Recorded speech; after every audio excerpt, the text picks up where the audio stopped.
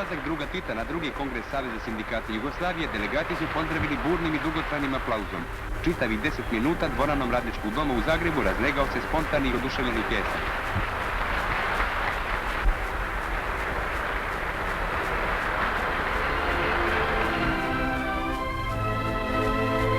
Zatim je drug Tito govorio o delegatima, o današnjim osnovnim zadacima sindikata, o problemu stručnih kadrova, o odnosu trudbenika prema radu i preduzećima i drugim aktualnim pitanjima unutrašnje i spoljne politike.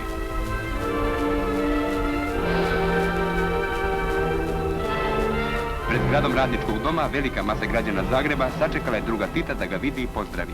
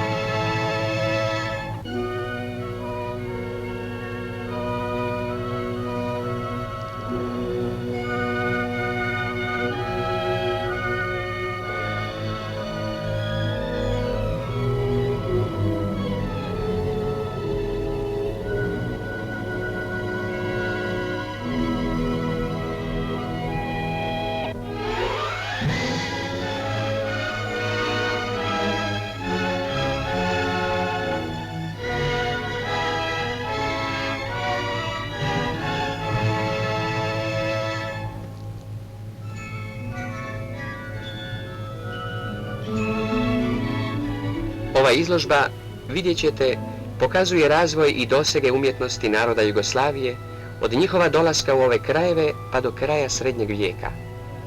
Evo, na ostacima rimskih hramova sazidana je u Zadru već u 9. vijeku crkva Svetog Donata, djelo koje ne zaostaje po vrijednosti za građevinama tadanje Europe. Bilo je to u vrijeme kad je Rim smatrao da opasne došljake, barbare, treba istrijebiti.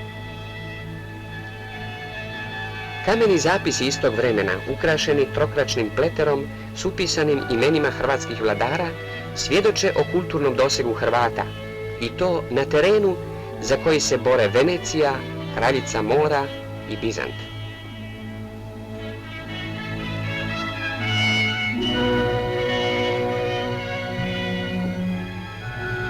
Natpisi su na latinskom?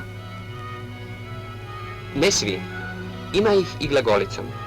Najstariji je zapis na tom našem pismu Baščanska ploča iz 12. vijeka. U to se vrijeme, da usput spomenem, vodila borba za slavenski jezik i u bogoslužju. Papa Ivan X se grozio. Nitko ne smije Bogu žrtvu prinositi na barbarskom ili slavenskom jeziku. Tko se nije htio pokoriti, završavao je kao pop Sedeh, koji je na ovom stupu izbljuvao svoju poganu utrobu, kako je to zabilježio kroničar. Kako se to sve odrazilo na umjetnost? Na umjetnost pogledajte ovamo. U liku Svete Marije iz biskupije kraj Knina osjeća se Bizant. Ali utjecaj Zapada bio je jači. Evo primjera u plastici iz Svetog Donata gdje je na linearan i plošan način ispričan događaj porođenja Isusa.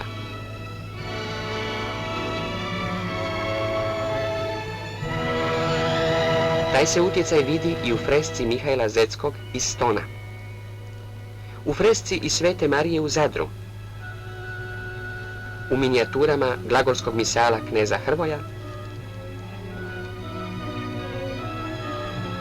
u evanđelju kneza Miroslava, brata Stevana Nemanje. Drvorez majstora Buvine sa vrata Splitske katedrale odražava likovne elemente i zapada i istoka, ali je majstor dao maha i svom vlastitom razvijenom ukusu.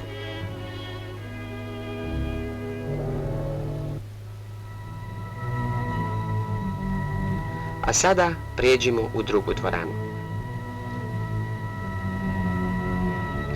Vidjet ćemo kako se u arhitekturi i dekorativnoj plastici naših crkava odrazio romanski stil koji je tada vladao Europom. Evo, pred nama je portal Bogorodičine crkve u Studenici, koju je sagradio Stevan Nemanja u 12. vijeku. Da li je to čisti romanski stil? Zapravo ima tu i elemenata bizantijskog podrijetla, ali je cjelina skladna i monumentalna.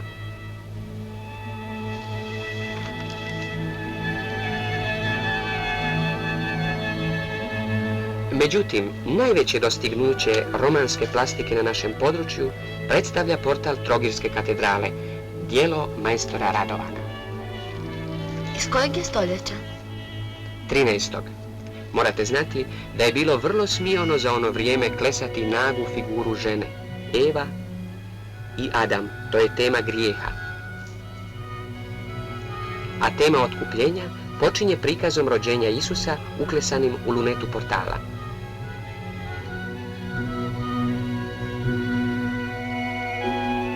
Pogledajte kako se majstorovo dljeto razigralo u ovoj priči o pastirima koje vodi zvijezda do Isusa.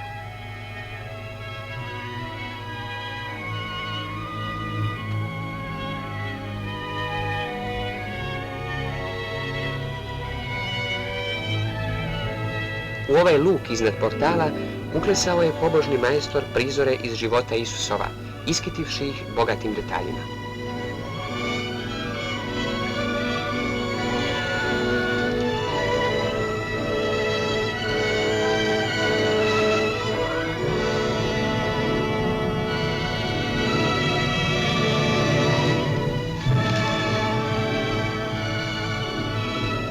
Razigrana mašta, razvijen ukus, snaga izražaja i dotjerana izrada stavljaju Radovana uz bok najboljim majstorima tadanje Evrope.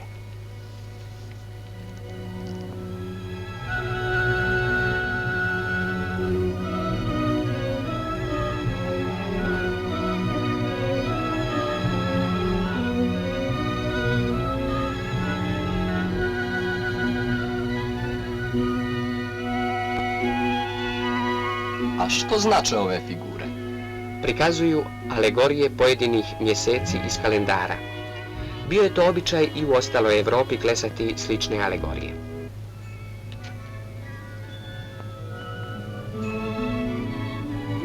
Pogledajmo još ova dva romanska portala crkve u Dečanima. Crkvu je gradio fra Vita iz Kotora za kralja Stevana Dečanskog u 14. stoljeću. Sve su dvorane pune fresaka.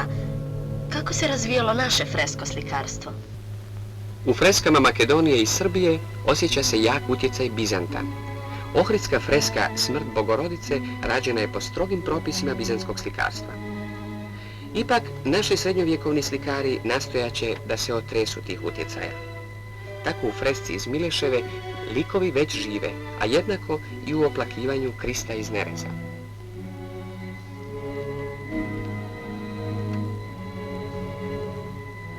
Lik svetog Pantelejmona je topao i ljudski, a isto se može reći i za lik svetog Trifuna.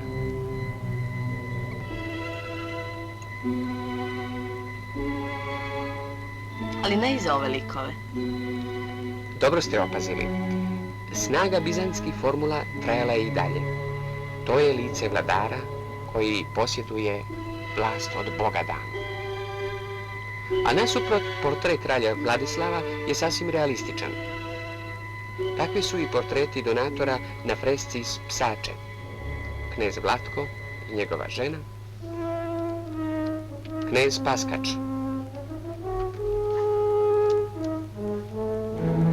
a ova glava svetog Vlasija iz Markova manastira. Više podsjeća na lukava trgovca nego na sveca. A ova slika što predstavlja? Plač Rahile nad nevinom djecom, freska iz Markova manastira s mnogo realističkih crta. Pogledajte kako su zanimljivi sa slikarske strane crni i bijeli križevi na ovim plaštevima. Vrlo smiono u rješavanju odnosa tonova.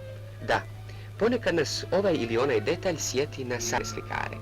Tako ova riba na pladnju sa posljednje večere iz Pećskog manastira.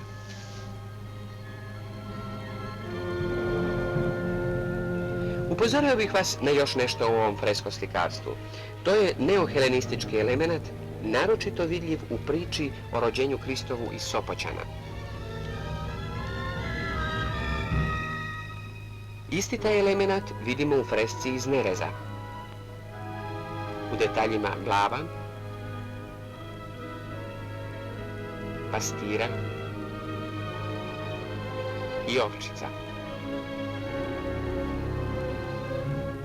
Udaljujući se od bizantskih formula, pojedini su majstori pošli u potragu za dubinom, za perspektivom. Osjećate li u naborima ovih haljina obrise tijela? Oblici nisu samo naznačeni, nego su postavljeni u prostoru. Ovi slikari, osjetljivi za život oko sebe, radili su po živim modelima.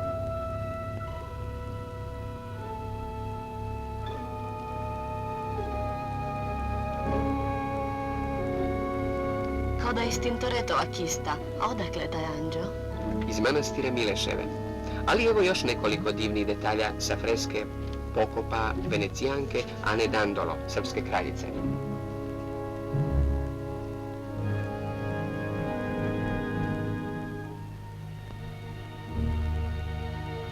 Duboko proživljavanje, gotovo muzičko osjećanje linija, majstorsko svladavanje ravnoteže, sve to govori o snažnoj ličnosti majstora iz Sopoćana, koji je najjači dokaz svog talenta dao u fresci Smrt Bogorodice. Ima tu već nešto što podsjeća na renesansu. Ali stoljeće prije renesanse. Nezadovoljan bizantskim slikarskim formulama, majstor iz Sopoćana tražio je prostor i dubinu da bi izrazio nova životna strujanja.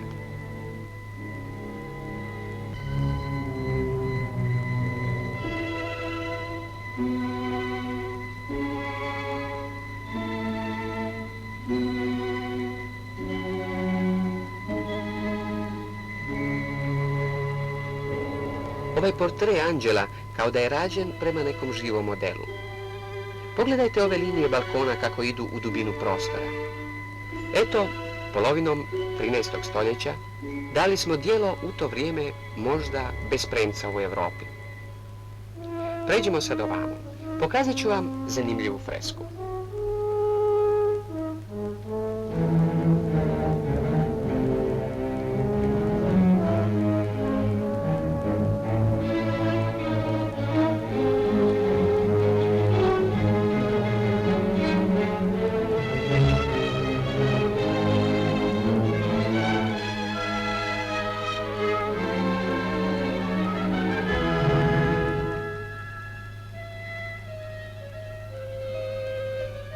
Zanimljivo.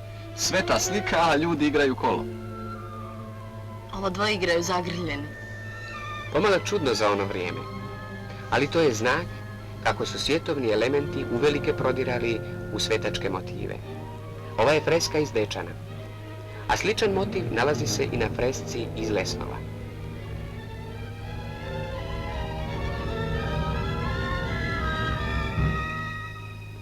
Ali pogledajmo kako se taj isti motiv plesa, razigrao na bogumirskim spomenicima. Ples živih na spomenicima mrtvih.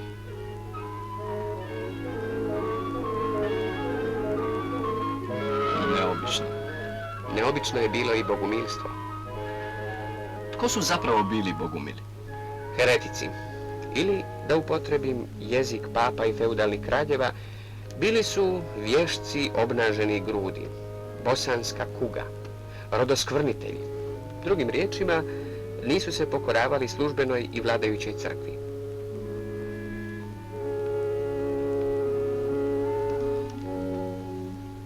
Njihovi klesari, takozvani kovači, ostavili su na preko 30.000 sačuvanih nadgrobnih mramora, razasutih uglavnom po Bosni i Hercegovini, zapis o sebi, jezikom, rekao bih, gotovo naivne umjetnosti. Nigdje spomena o smrti u ovim uklesanim figurama. Ovdje nalazimo prizore iz svakodnevnog života, iz lova, iz ratnih igara. Reklo bi se da su za svih 5 stoljeća postojanja živjeli nezapaženi od inkvizitorskog Rima. Međutim, ne zaboravimo da se na njihovu terenu nije mogla sagraditi ni jedna biskupska crkva, a pape su progonili bogumile bulama i prokletstvima, ognjem i mačem. A kako su se mogli održati? Znali su se i boriti. Ali možda bolji odgovor daju natpisi na ovim mramorima.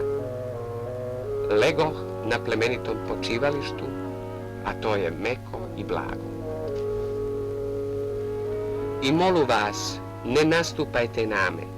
Ja sam bil kako vi jeste, vi ćete biti kako ja jesam.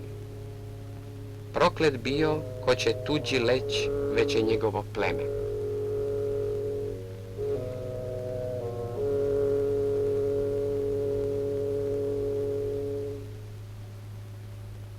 Razgledat ćemo sada zidno slikarstvo Slovenije. Ono je povezano s gotičkom umjetnošću zapadne Europe, ali ne mislite da je gotika uvijek mračna i uzvišena.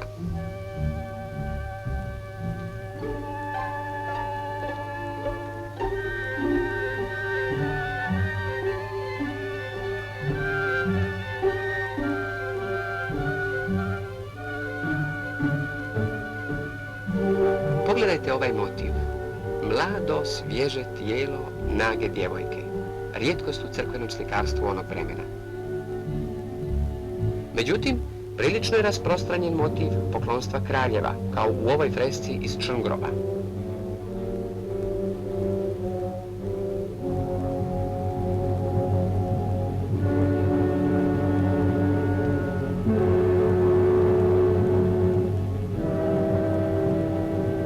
Taj motiv nalazimo i u fresci istarskog majstora Vincenta iz Kastva. Ovo slikarstvo je isto tako povezano sa gotikom kao i sa slikarstvom Italije i lokalnih majstora. Poklonstvo kraljeva djetetu dano je izvanredno živo i vedro. Vitezovi, krabulje, trubači, bubnjari, sve to više liči na neki svečani mimohod ili polazak u lov.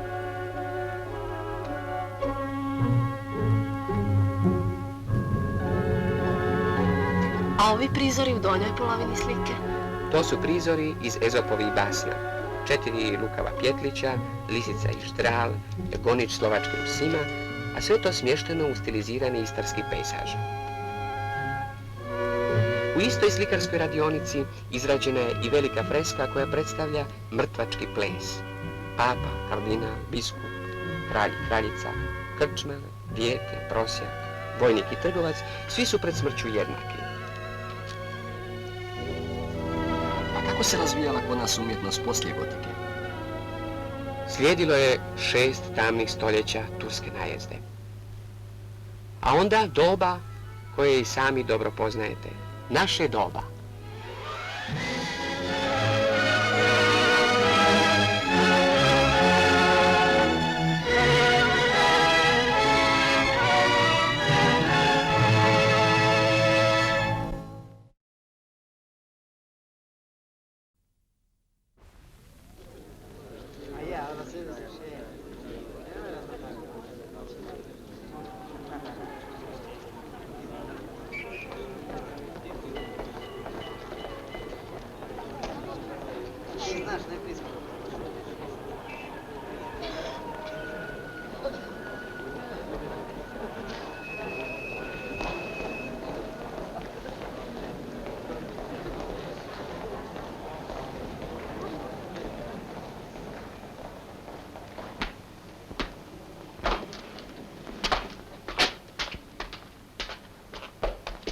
Dobro večer.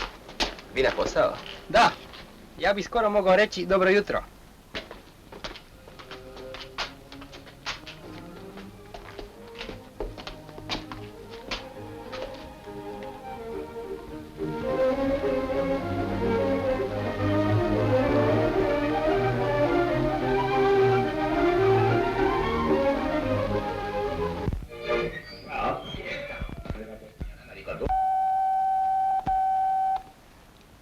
Danas je dovršen radni dan. O onima za koje tek počima, govori reportaža, ne spavaju svi noću. Sutra kad se probudite, rano će vam sunce zaželjeti dobro jutro i vi ćete opet u tvornicu, u ured, u školu, kao da i nije bilo noći. Bez zastoja. Bez zastoja? Naravno. Bez zastoja. Ti nisi ni mislio na ljude koji rade noću.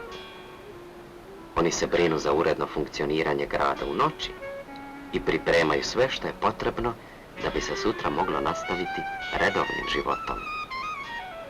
Da mi je vidjeti ljude koji rade noću. Znate šta? Povedite me. Dobro. Dođi sa mnom. Povedite me do koje tvornice. Molim vas. Polako. Da najprije pogledamo otkuda ona svjetla. Evo nas. Oni se vježbaju da bi mogli sačuvati tvoj mir.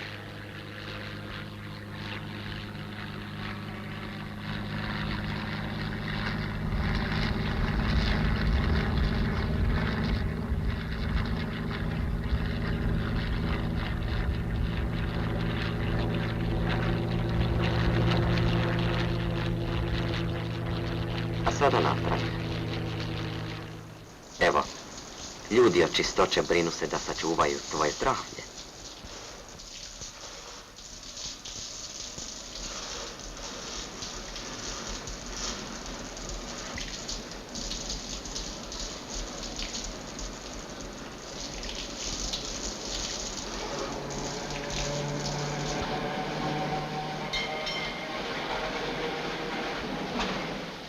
Tramvaj još voze?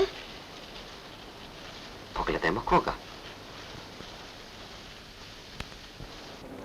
Pa to su sami tramvajci. Oni su radili do poslije ponoći. Sad će na spavanje. Na spavanje ide i ovaj naš zadnji tramvaj.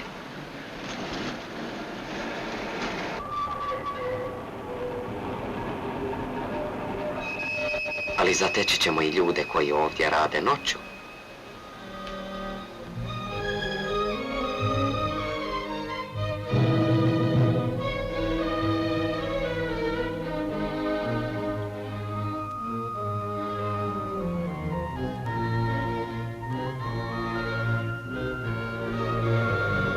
Vidiš, i kavane se spremaju noću da rano ujutro prime prve goste. Ali ima lokala koji ovako izgledaju danju, a noću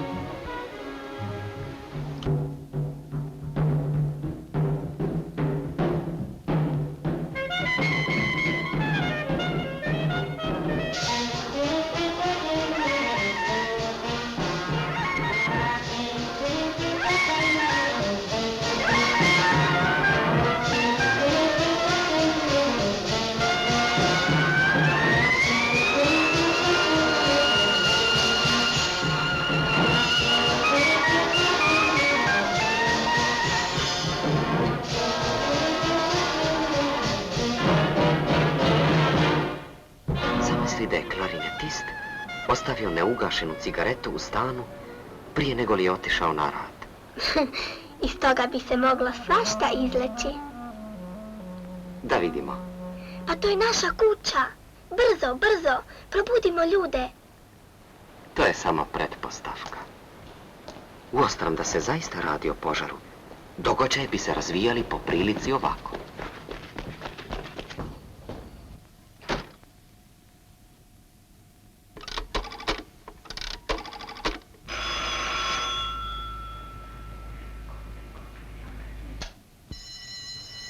Požar u Tomašićevoj ulici u drugom katu stan. Požar u Tomašićevoj ulici u drugom katu stan.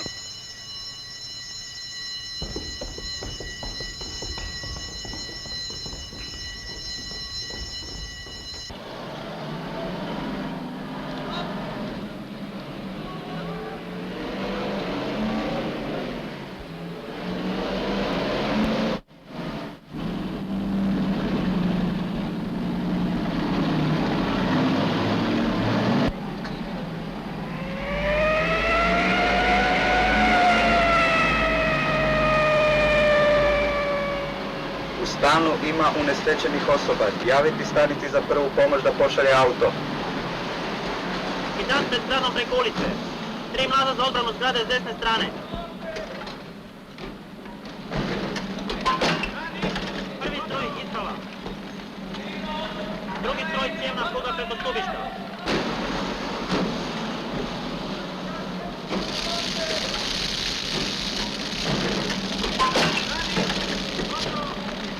Zašto pretpostavljate ovakve stvari? Da bi ti mogao upoznati rad stanice za prvu pomoć, djelovanje ambulantnog osoblja hitne operacije i slično.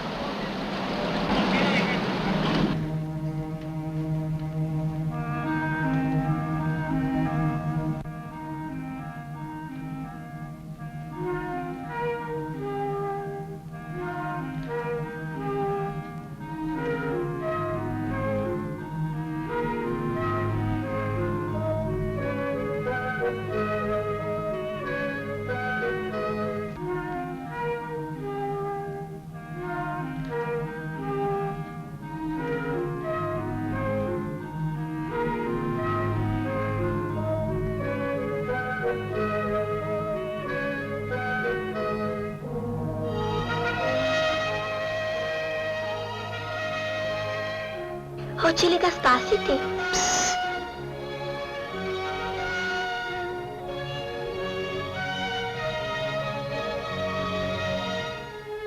Spasili su ga. Sad će i oni na spavanje. Ovi ne. Oni tek počinju radom. Pa to su pekari.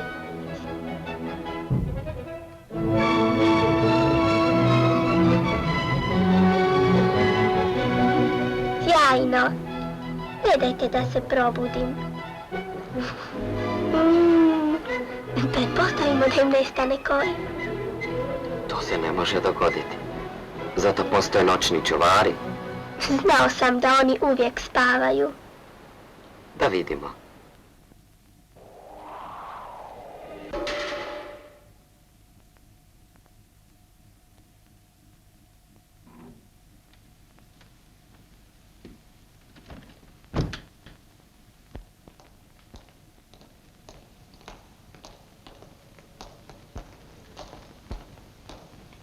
Rađe pretpostavimo da lopovi ne prave toliku galamu. Čuvari obilaze dvorane i bez neposrednog povoda.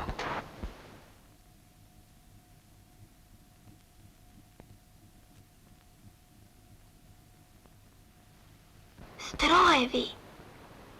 Kran. Dajte da prorade. Pretpostavimo da... Ovdje to ne moramo pretpostaviti. Ima odjeljenja koje rade i noću.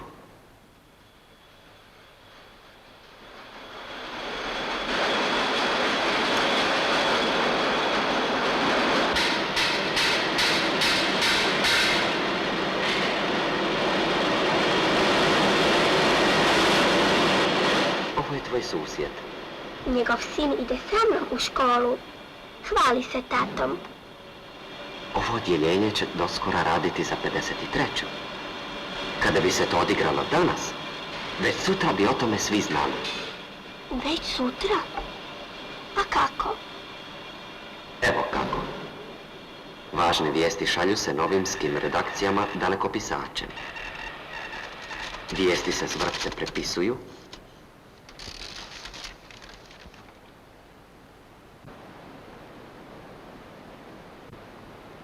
Redaktori ih odmah šalju štampariji. Tu se vijesti slože. Nedugo poslije toga već se tiskaju. Šta se? Tiskaju. Pretpostavimo da nema tolike buke.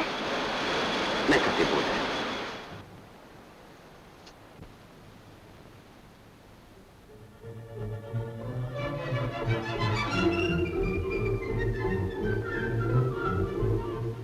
Novine su spremne za otpremu. A sada s njima na kolodvor.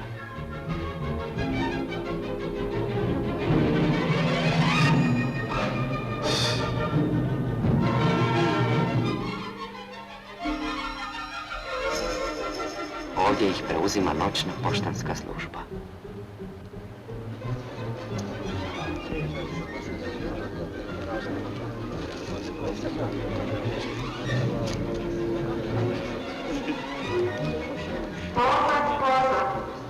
Ulazna vlast za Breste, Zidani most, Maribor, Ljubljana. Vlast kreće sa drugog perona u 3 sata i 45 minuta.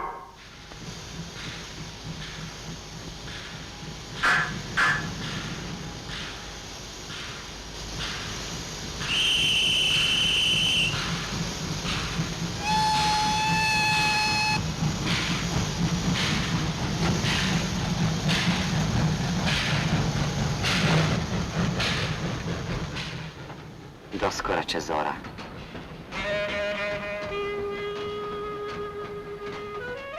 Oho, a mnogi su već na nogama. Još malo, pa ćeš i ti. Doviđenja. Doviđenja i hvala.